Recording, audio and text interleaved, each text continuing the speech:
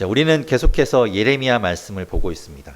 예레미야 말씀 가운데 하나님께서 심판의 말씀, 재앙의 말씀을 이스라엘 백성들에게 선포하고 계시는 걸 우리가 보고 있지요. 예레미야가 그 말씀의 대언자로 세워졌고, 그래서 백성들과 하나님 사이에서 그 사이에 서서 그 말씀을 전하는 그런 임무를 지금 수행하고 있습니다.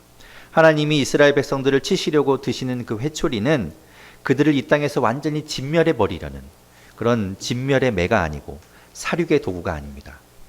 이제 그들을 바른 길로 인도하기 위한 하나님의 마음이었고, 죽음의 길에서 돌이켜서 악한 길에서 돌아오기를 바라는 하나님의 마음이 담긴 회초리였습니다. 그러나 이스라엘 백성들은 하나님께로 돌아갈 마음이 없어 보입니다. 아무리 이야기해도 듣지 않지요.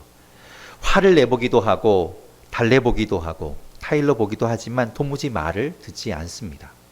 하나님의 심판이 임박하고 있는데도 그들은 여전히 그 죄악 가운데 살아가고 있었던 겁니다.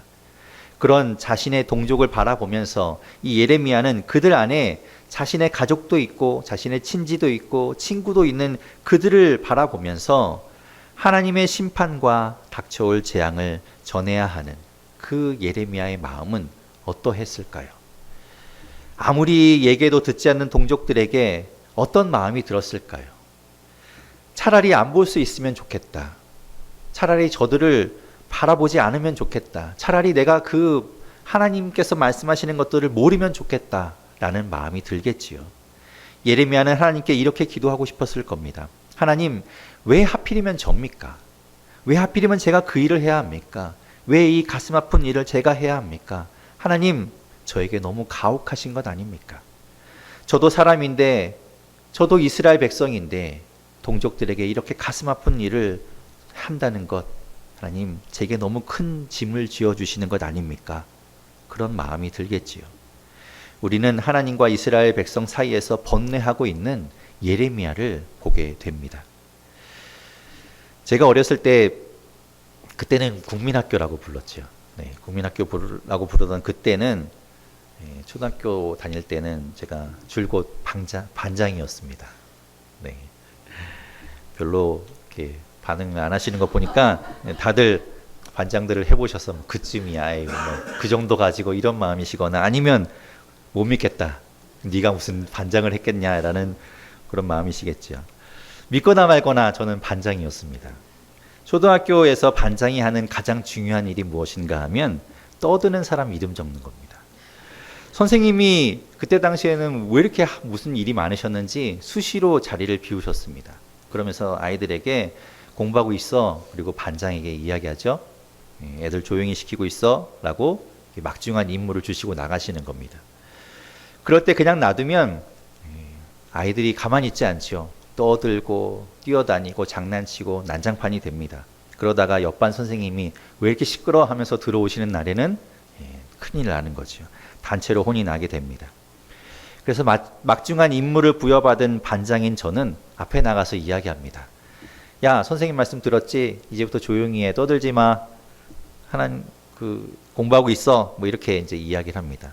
선생님도 아니고 친구 또래, 친구인 반장이 말하는 그 이야기를 아이들이 듣겠습니까? 잘 안 듣지요. 그리고 제가 초등학교 다닐 때만 해도 한 반에 아이들이 엄청 많았습니다. 보통 한 5, 60명 기본이었고 많으면 70명까지도 있었지요. 그러니까 반장 혼자서 통제하기란 버거운 일이었습니다. 야, 김철수 떠들지 말랬지? 야, 뭐 박명수 자리에 앉아. 뭐 이렇게 이야기를 해도 그렇게 이야기하면 그때뿐이고 돌아서면 또 막 떠들고 장난을 치곤 했지요. 마치 두더지 잡기 게임처럼 한쪽을 이렇게 진정시켜 놓으면 한쪽이 떠들고 또 한쪽 진정시키면 또 이쪽이 떠들고 이랬습니다. 하다 안 되니까 마지막에 이제 비장의 무기를 꺼내 드는 것이 칠판에다가 떠든 사람 이름을 적는 겁니다. 떠든 사람이라고 쓰고 그 밑에 이제 이름을 적는 거죠. 그러면 이름 적힌 사람은 나중에 선생님이 돌아오셨을 때 이제 혼이 나는 겁니다. 일단 이름이 적히면 반장에게 사정합니다. 안 그렇게 이제 조용히 할게. 이름 지워줘. 그러면 이제 보고 있다가 진짜 조용히 있으면 칠판 지우개로 쓱 지워주죠. 그런데도 끝까지 마지막까지 이름이 지워지지 않고 남은 사람은 선생님이 돌아오셨을 때 혼이 납니다. 앞으로 불려가서 이제 맞기도 하고 하죠. 그 친구들이 선생님께 혼이 나는 것을 보면서 저의 마음이 신나고 즐거웠을까요?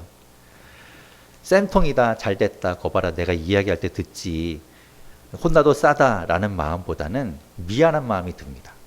내가 괜히 적었나, 이름 지워줄 걸 그랬나, 그래서 마음이 좋지 않았던 것이죠. 그 아이도 제 친구니까요. 다른 누군가의 아픔이 나와 전혀 상관없는 아픔이라면 뭐 상관없지만, 그 아픔이 나의 아픔처럼 느껴질 때, 나와 상관 있는 아픔일 때 그의 아픔을 바라보는 마음은 힘든 겁니다. 오늘 말씀에서 그런 예레미야의 마음이 잘 드러납니다. 그 동족들의 아픔을 바라보면서 그들이 재앙 가운데 이제 임하게 될 것을 바라보면서 예레미야가 마음 아파하는 것들이 이제 보이게 됩니다. 동족 이스라엘이 혼나는 상황에 있고 그 중간에 서 있는 자신이 그런 상황에 있는 마음 아픈 그런 상황을 이제 이야기하고 있습니다. 예레미야의 마음은 그 마음이 어떠했는지는 오늘 말씀에 잘 나타나고 있는데 그 시대를 바라보는 그 안타까운 사람들을 바라보는 마음이 우리의 마음 가운데도 있기를 바랍니다.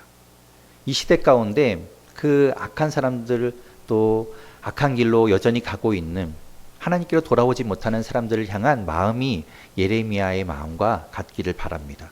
그리고 혹시 우리도 아직 목이 곧아서 하나님께로 돌아가지 못하는 부분이 있다면 오늘 말씀 가운데 이스라엘 백성들을 보면서 우리 자신을 돌아보고 하나님께로 돌아가는 하나님의 마음에 합한 자로 다시 서는 시간이 되기를 바랍니다.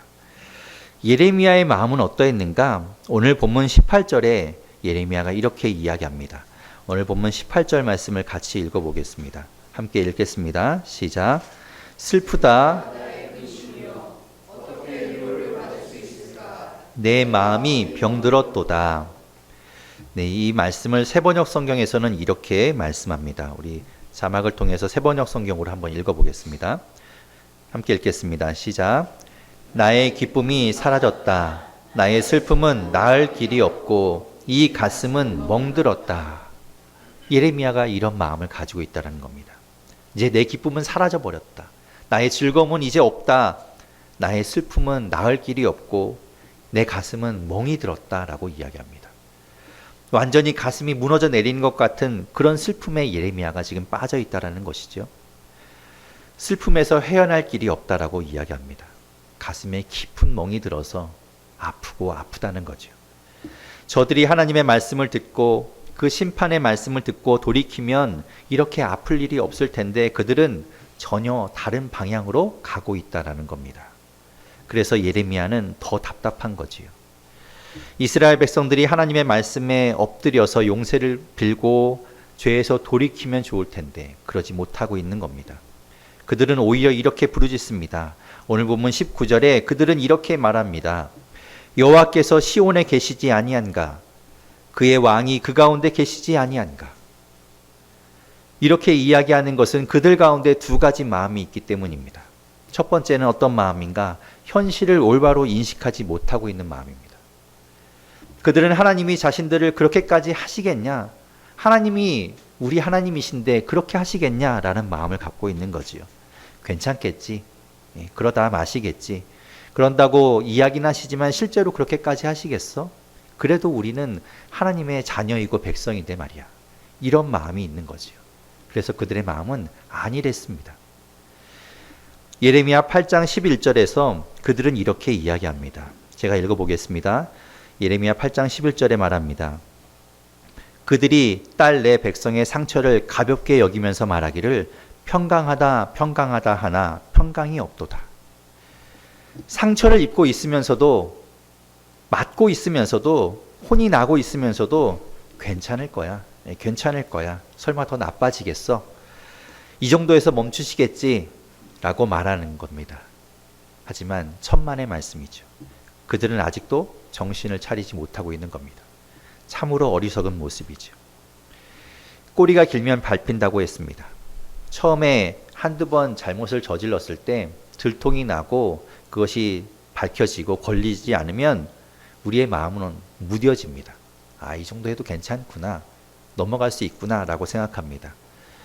걸리더라도 크게 혼나지 않으면 이 정도 혼나는 것까지는 괜찮구나, 그렇게 생각합니다. 그것이 어린아이만 그런 것이 아니라 어른들도 마찬가지입니다. 중간에 정신을 차리고 멈추고 돌아와야 하는데 그러지 못한 것이죠. 중간에 멈추고 돌아가는 것, 그것이 진짜 용기입니다. 기독교 교계 안에서도 많은 문제가 있지요. 최근에도 한 가지 또 안타까운 소식이 들려왔습니다. 기독교 교계 안에서 많은 성적인 문제들이 일어나고 있습니다. 문제가 터질 때마다 쉬쉬하고 덮으려고 합니다. 발뺌하려고 하지요. 오히려 피해자들을 몰아세우기도 합니다. 참으로 부끄럽습니다. 혹시라도 그들의 마음에 이 정도는 괜찮겠지, 그래도 내가 목회자인데, 그래도 내가 리더인데, 그래도 하나님께서 봐주시겠지라는 마음이 아니기를 바랍니다. 하나님은 보고 계십니다. 하나님은 알고 계십니다. 하나님은 참고 계십니다. 그리고 하나님은 기다리고 계십니다. 멈추기를 기다리시고 우리가 돌이키기를 기다리고 계십니다. 여러분, 멈추십시오. 그리고 하나님께로 돌아가십시오. 그 길만이 사는 겁니다. 여러분, 계속 나아가는 것 괜찮지 않은 겁니다. 이스라엘 백성들이 가진 두 번째 마음은 무엇인가 하면 불평하는 마음입니다. 자신들의 잘못을 깨닫지 못하고 남을 탓하고 하나님 탓을 하고 있는 겁니다. 하나님이 계시다면서요. 우리 가운데 계시다면서요. 우리 왕이라면서요. 그런데 어떻게 이런 일이 우리한테 일어날 수 있습니까? 하나님이 계신 건 맞습니까? 하나님이 우리를 막아줄 능력이 없는 거 아닙니까? 그들은 자신들을 보지 못하고 자신들을 올바로 보지 못하고 그 모든 탓을 하나님께 돌리며 하나님을 원망하고 있는 겁니다. 예레미야 8장 14절 후반부에서 15절에 그들은 이렇게 말합니다. 제가 읽어보겠습니다. 우리 하나님 여호와께서 우리를 멸하시며 우리에게 독한 물을 마시게 하심이니라. 우리가 평강을 바라나 좋은 것이 없으며 고침을 입을 때를 바라나 놀라운 뿐이로다. 하나님이 자신들을 죽이려고 한다는 겁니다. 자신들의 왕이신 자신들 하나님이 자신들을 죽이려 한다는 것이지요. 평강을 바라는데, 괜찮기를 바라는데 하나님은 자신들의 기도는 들어주시지 않고 자신들에게 좋은 것을 허락하지 않는다. 하나도 좋은 것 주지 않는다라고 불평하는 겁니다. 고침받기를 원하는데도 하나님은 고쳐주지 않고 오히려 놀랄 일들을 행하신다라는 거죠. 이런 걸 적반하장이라고 하지 않습니까? 자신이 저지른 일은 생각하지 못하는 겁니다. 그리고 자기가 당하는 일만 생각하고 원망만 하고 있는 겁니다. 저는 제 아이들을 혼낼 때, 제가 어렸을 때는 아주 엄하게 혼냈습니다. 한번 잘못하면 아주 정말 눈물이 쏙 빠지도록 혼을 냈습니다. 앞에서 말씀드린 것처럼 호되게 혼을 내면 다음부터 그런 잘못을 저지르지 않겠지라는 마음을 가지고 혼을 냈지요. 실제로는 그렇게까지 많이 화가 나지 않았는데도 불구하고 굉장히 불같이 화를 내면서 혼을 냈습니다. 그렇게 눈물 쏙 빠지고 나면 잘하겠지라는 믿음이 있었지요. 혼이 날 때는 비록 서운하고 속상하겠지만, 아빠가 밉겠지만 나중에 생각해서 그래, 아빠가 그렇게 혼내줬으니 고맙다라는 마음이 들기를 바랬던 겁니다. 그런데 진짜 아니었던 거죠. 지금도 가끔 저희 아이들이 그런 이야기를 합니다. 저에게 혼났던 이야기들을 하는데, 그 이야기들 할 때 들어보면 자신들이 잘못한 것은 하나도 기억 못합니다. 그리고 저에게 혼났던 것만, 아빠가 그렇게 혼냈잖아 라는 것만 기억합니다. 그러니 부모된 책임으로서 자녀들을 훈계할 때도 해야 하는 그 선이 있습니다. 그들의 감정을 건드리지 않는 것이죠. 그게 지혜로운 거다라는 생각을 합니다. 결국 자신들의 잘못보다 감정만 기억하기 때문입니다.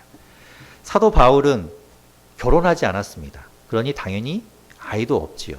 그런데 이 사도 바울이 그것을 너무나 잘 알고 있었습니다. 그래서 부모들에게 권면하기를 이렇게 권면합니다.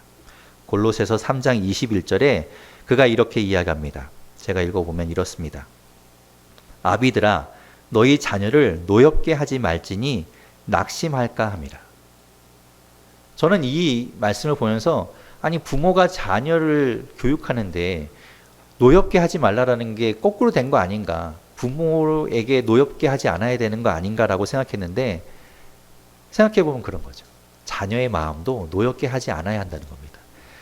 결국 자녀는 그 노여운 감정만 기억한다는 거죠. 부모와 자녀만의 문제가 아닙니다. 사람은 자기의 잘못은 잘 깨닫지 못하고 남 탓을 하고 자기에게 있는 원망을 돌리려고만 합니다. 그러니 하나님께도 예외가 아닌 겁니다.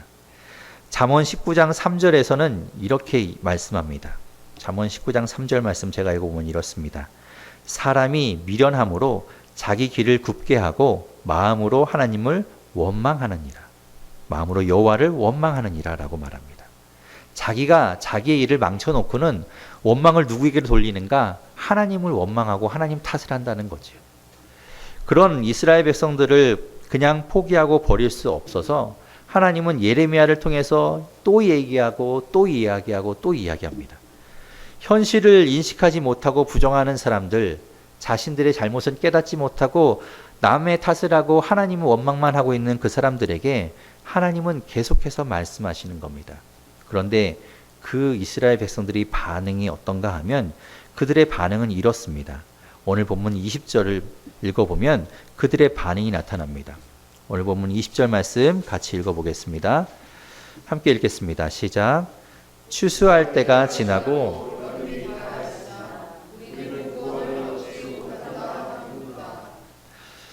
공동번역 성경에서는 이 말씀을 이렇게 번역합니다. 공동번역 성경으로 같이 읽어보겠습니다. 자막을 통해서 읽겠습니다.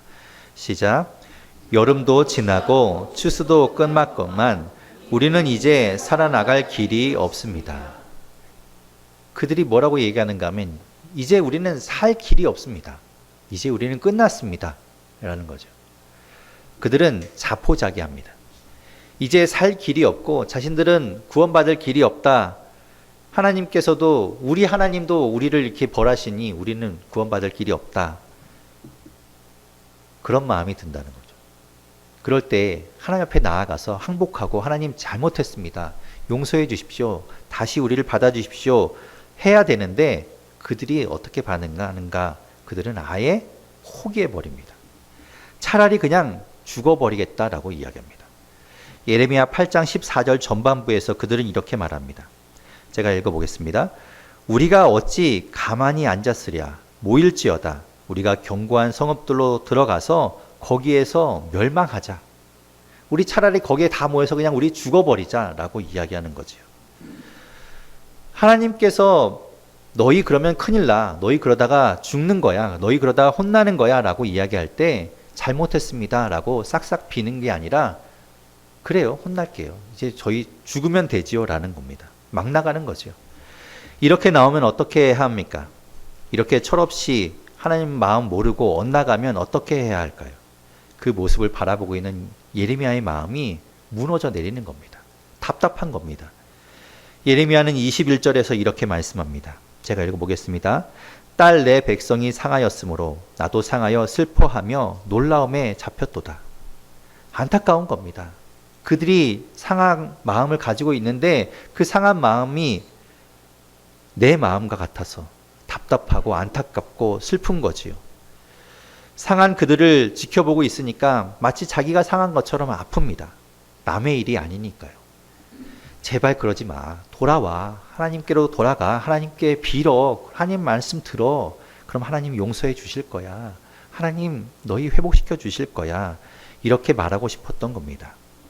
그는 안타까운 마음으로 22절에 이렇게 이야기합니다. 오늘 말씀 22절 말씀 같이 읽어보겠습니다. 함께 읽겠습니다. 시작. 길르앗에는 유향이 있지 아니한가? 그곳에는 어찌 됨인고? 요단강 동쪽, 그러니까 가나안 땅에서 바라보면 그 요단강 건너편은 길르앗 땅이라는 곳입니다. 그곳에는 유향이 유명했습니다. 그 유향은 병을 치료하는 데 쓰였지요. 귀한 약으로 쓰였습니다. 좋은 약도 있고 그곳에는 의사도 있으니 병을 고칠 수 있다는 겁니다. 육체에 병이 들고 육체에 상처가 있을 때 그 의사를 찾아가면 그 약도 있고 의사도 있어서 고칠 수 있다는 겁니다. 그런데 마음의 병은 어떻게 할 것인가? 내 영혼의 질병은 어떻게 할 것인가? 어디 가서 고쳐야 하는가? 14절에서 그들이 말하듯이 고치지 못하고 그냥 멸망하고 죽어야 하는가? 하나님께로 돌아가면 산다는 거죠. 하나님이 고쳐주신다는 겁니다. 하나님이 의사가 되셔서 하나님이 고치시고 회복하신다는 겁니다. 그런데 이스라엘 백성들이 하나님께로 돌아가서 고침받고 회복하려고 하지 않는 겁니다. 문제는 그들에게 있는데 말이죠. 원인이 그들에게서부터 시작되었는데 그들은 돌아가지 않는 겁니다. 돌아가면 하나님께서 고치시는데 끝내 이스라엘은 멸망의 길로 가겠다는 겁니다. 그것을 바라보면서 예레미야는 애통해합니다. 오늘 본문 9장 1절에 예레미야가 말합니다. 우리 9장 1절 말씀도 같이 읽어보겠습니다. 시작. 어찌하면 내 머리는 물이 되고 내 눈은 눈물 근원이 될고 죽임을 당한 딸 내 백성을 위하여 주야로 울리로다. 죽임을 당한 내 딸, 내 백성이라고 이야기합니다. 이제 하나님께서 말씀하신 그 재앙, 그 심판을 당해서 이제 죽임을 당한 내 딸로 여기고 있는 그 이스라엘 백성들을 향해서 말합니다. 그들을 향하여 그들을 바라보며 울겠다고 말하는 것이지요. 그리고 실제로 예레미야는 멸망해서 바벨론의 포로로 끌려가고 처참하게 짓밟히고 무너진 그들을 바라보면서 실제로 눈물을 흘리게 됩니다. 그들을 바라보면서 창자가 끊어지는 것 같은 그런 슬픔의 눈물을 흘리게 됩니다. 예레미야의 눈에 눈물이 마를 날이 없었습니다. 이스라엘 백성들의 종아리를 치는 회초리도 마음이 아팠던 겁니다. 그런데 오늘 말씀을 묵상하다가 이런 마음이 들었습니다. 예레미야의 마음이 이렇게 아픈데, 예레미야가 이렇게 아파하는데, 이렇게 슬퍼하는데 과연 하나님은 어떠셨을까? 예레미야가 안타까워하고 애통해하는 것과는 비교할 수 없을 만큼 하나님도 아프시겠구나. 하나님도 슬프셨겠구나. 그 자식들을 친히 치셔야 하는 그 마음이 많이 힘드셨겠구나 라는 생각이 들었습니다. 그들을 치시면서도 얼마나 아프셨을까요? 자녀가 잘못해서 매를 들지만 부모의 마음은 더 아픈 겁니다. 그래서 하나님은 끊임없이 말씀하셨던 거지요. 포기하지 않고 그들을 한 번에 멸하지 않고 계속해서 선지자들을 보내서 말씀하셨습니다. 그러면 혹시나 돌아올까 싶어서, 그러면 혹시나 처리될까 싶어서, 그러면 혹시나 내 마음을 알아줄까 싶어서 하나님은 계속해서 듣지 않는 그들의 귀에 하나님의 음성을 들려주십니다. 예레미야 29장 19절에서 하나님은 이렇게 말씀하십니다. 제가 읽어보겠습니다. 여호와의 말씀이니라. 너희들이 내 말을 듣지 않았기 때문이니라. 내가 내 종 선지자들을 너희에게 꾸준히 보냈으나 너희는 그들의 말을 듣지 않았느니라. 여호와의 말씀이니라. 하나님은 그들을 향해서 선지자를 보내서 계속 이야기합니다. 끊임없이 이야기합니다. 돌아오라고, 그러면 안 된다고 이야기하지만 그들은 끝내 멸망의 길로 가고 있는 겁니다. 우리에게 하나님께서 말씀하십니다. 우리에게 하나님께서 이야기하시는 부분이 있습니다. 여러분의 마음에 그 심판의 말씀이 들어온다면 여러분 꼭 돌이킬 수 있기를 바랍니다. 하나님은 반드시 치십니다. 그 잘못을 그냥 넘기지 않습니다. 그 전에 돌이켜야 하는 거지요. 하나님께 돌아가면 하나님 고친다고 약속하셨습니다. 우리가 몸에 아픈 부분이 있을 때 의사를 찾아갑니다. 그리고 그 의사에게 나의 증상을 이야기합니다. 여기 손가락이 아프고 여기 허리가 아프고 욱신욱신 쓰시고 머리가 지끈거립니다. 이야기하지요. 하나님 앞에 나아갔을 때 우리의 잘못을 낱낱이 다 이야기하면 하나님 우리를 고치시는 분입니다. 우리를 치유하실 겁니다. 내버려 두다가 큰 병 만들지 않고 하루라도 빨리 하나님 앞에 나아가서 고칠 수 있기를 바랍니다. 그리고 하나님께 돌아오지 못하는 사람들을 보면서 우리는 아파할 수 있기를 바랍니다. 예레미야가 그랬던 것처럼 하나님의 마음이 그들을 향해 있습니다. 우리에게만 향해 있는 것이 아니라 아직도 하나님 모르고 있는 사람들, 아직도 그 죽음의 길로 가고 있는 사람들 바라보면서 하나님 애통해하고 슬퍼하고 계십니다. 그들을 바라보며 안타까워하고 계신데 예레미야가 그랬던 것처럼 우리도 하나님의 마음과 우리의 마음이 같아지기를 바랍니다. 예레미야가 그들을 보면서 안타까워했던 것처럼 우리도 그들을 바라보면서 안타까운 마음이 있기를 바랍니다. 그래서 끊임없이 말씀하시는 하나님의 대언자로, 그 말씀을 전하는 하나님의 선지자로 여러분의 삶 가운데 그렇게 나아갈 수 있기를 바랍니다. 외면하거나 피하지 않고 주님 앞으로 돌아오게 하는 저와 여러분 되기를 바랍니다.